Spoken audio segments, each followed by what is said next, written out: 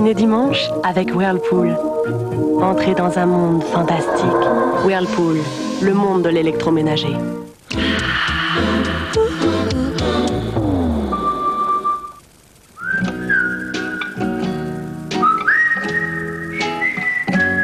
Homéoplasmine est un médicament contre les écorchures.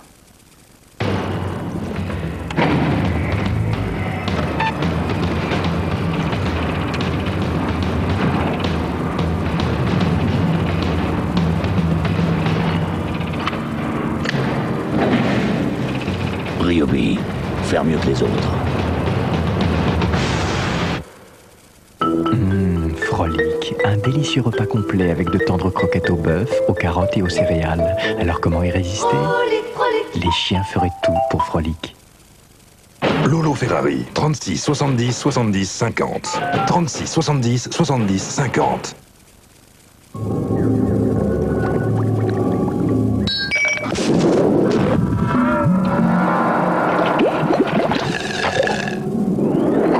La sécurité et la fiabilité Volkswagen. Des équipements que vous n'imaginez pas. Désormais, tout cela existe en concentré. Polo, le concentré de Volkswagen. Avant, pour trouver les coordonnées d'un correspondant en Italie, en Allemagne, au Portugal, en Espagne, en Belgique ou aux USA, c'était un peu compliqué. Maintenant, avec 3617 page I, c'est simple comme bonjour. 3617 page I, les pages internationales sur Minitel. Du 15 octobre au 4 novembre, Volkswagen enrichit son concentré d'une direction assistée pour 1 franc. Sophie, je veux savoir qui fabrique cette marque, l'identité de l'entreprise, qui la dirige, où elle se trouve. Ses comptes, ses bilans et son niveau d'endettement. Bref, je veux savoir à quels oiseaux j'ai affaire. Sur 3617 Eurydiel, vous connaissez la marque, découvrez l'entreprise.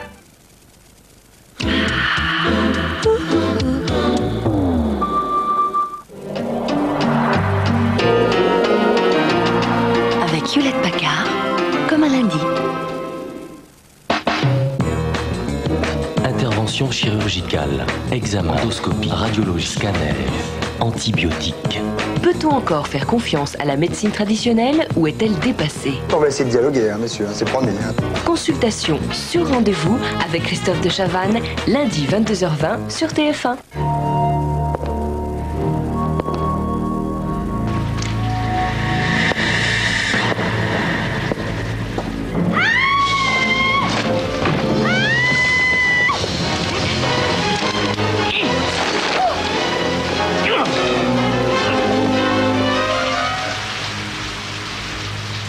Suspense.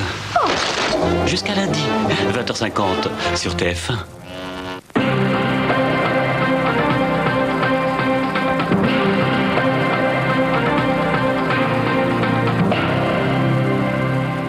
Bonsoir. Des centaines d'usagers du métro piégés par les flammes dans un tunnel. La scène s'est déroulée la nuit dernière à Bakou, la capitale de l'Azerbaïdjan. Le feu a pris en raison, semble-t-il, d'un problème électrique. Les portes sont restées bloquées. Il y a plus de 300 morts. Olivier Pouls. Équipé de vieilles rames fabriquées en ex-URSS dans les années 60, le métro de Bakou est considéré par les spécialistes comme particulièrement dangereux en cas d'incendie.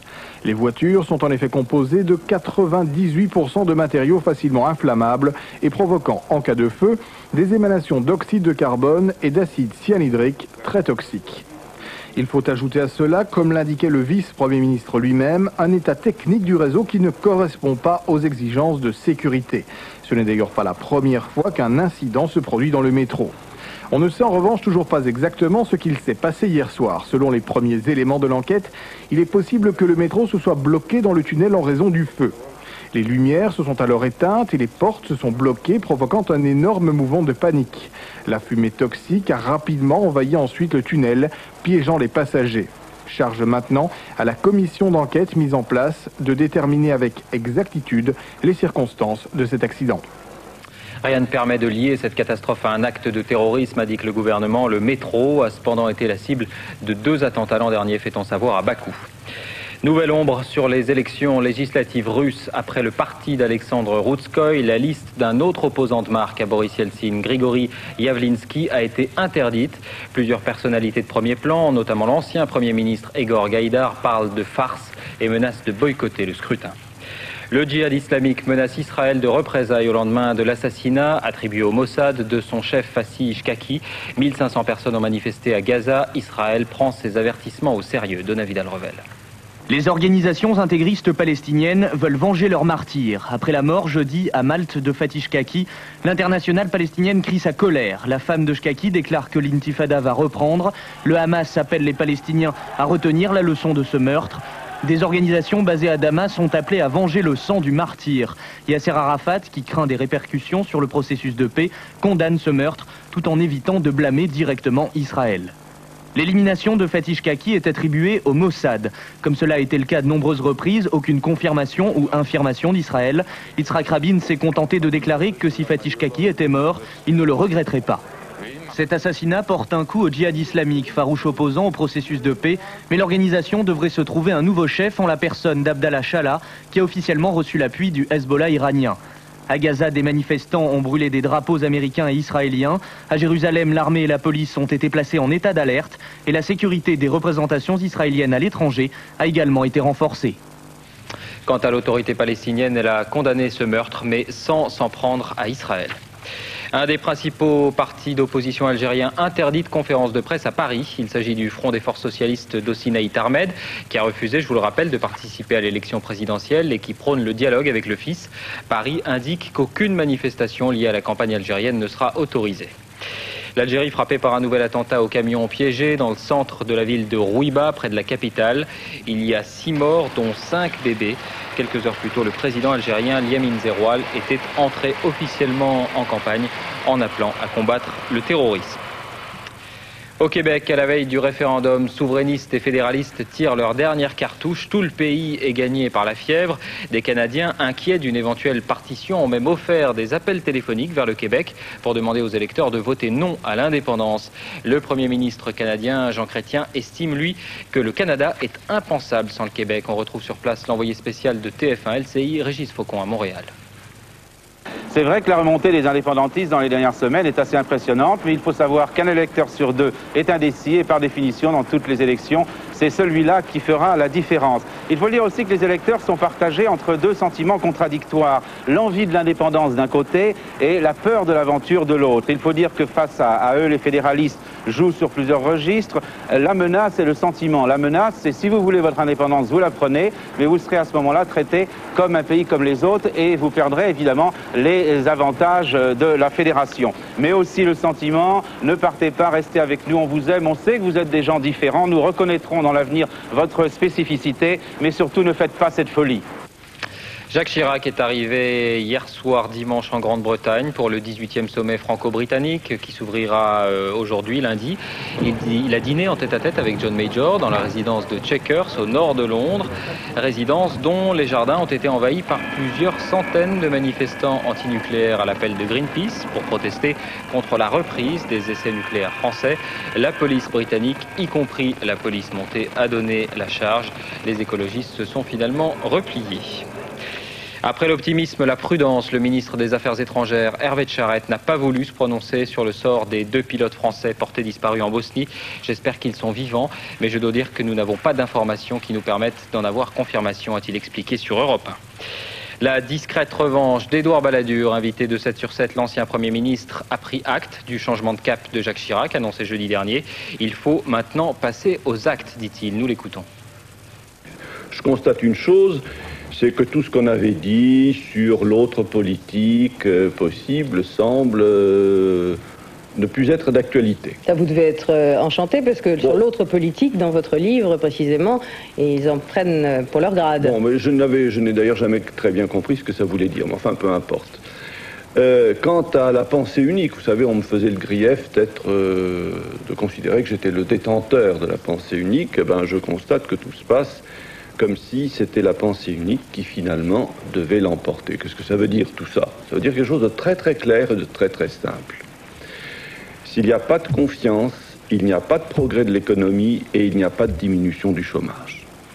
Dans une interview au journal Info Matin, Bernard Tapie appelle Jack Lang à le rejoindre à Radical. Moi, je parle aux ouvriers, lui aux intellos parisiens. À nous deux, on pourrait monter un mécano et créer un effet d'entraînement, dit-il, en rappelant son aversion pour Lionel Jospin. Les nationalistes corses renouent avec les assassinats après 2 mois de trêve. Paul Carlotti, 36 ans, un militant du MPA, la vitrine officielle du FLNC Canal habituel, a été tué hier soir à Corté. Sport football, la 17e journée du championnat de France de Division 2. Le leader Caen s'impose à Louan-Cuiseaux 2-0. Marseille rate le coche à Saint-Ouen. Jean-Pierre Ferré. Grosse désillusion pour Marseille ce soir face au Red Star. Après avoir encaissé un premier but dès la 8e minute sur ce coup franc d'Agasson, les Marseillais privés de Vignola, Biekovic, Ferreri et Mazzolini ont superbement réagi.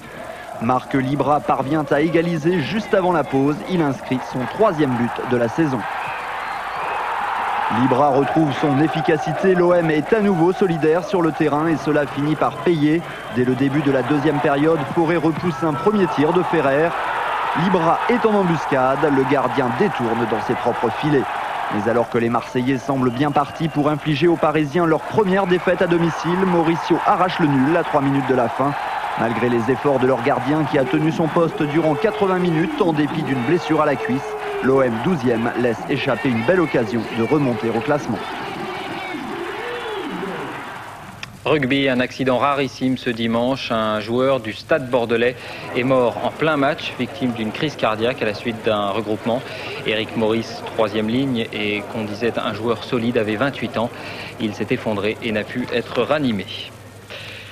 En Formule 1, le festival Schumacher continue. L'Allemand déjà assuré du titre de champion du monde a gagné au Japon. C'est sa 9e victoire cette saison, record égalé. Il devance Mika Hakkinen et Johnny Herbert. Olivier Panis est 5e. Jean Alesi a une nouvelle fois abandonné. Enfin, sachez que 46 ans après sa mort dans un accident d'avion, Marcel Cerdan a retrouvé les siens à Perpignan. Marinette Cerdan, sa veuve, a obtenu le rapatriement de sa dépouille de Casablanca. Donavid Alrevel, Jean Brun. 21 septembre 1948, aux États-Unis, Marcel Cerdan devient champion du monde des poids moyens. L'enfant de Sidi Balabès entre dans la légende. Un an plus tard, le 27 octobre 49, l'avion de Marcel Cerdan s'écrase. Il sera enterré à Casablanca. 46 ans plus tard, le corps du boxeur est rapatrié à Perpignan après 6 ans de démarche de son épouse Marinette et de ses enfants. C'est un soulagement de le savoir ici en France et parmi tous ses amis. Une majorité de pieds noirs assistait à ce 2e enterrement du bombardier marocain. Peu de grands noms du sport, en revanche.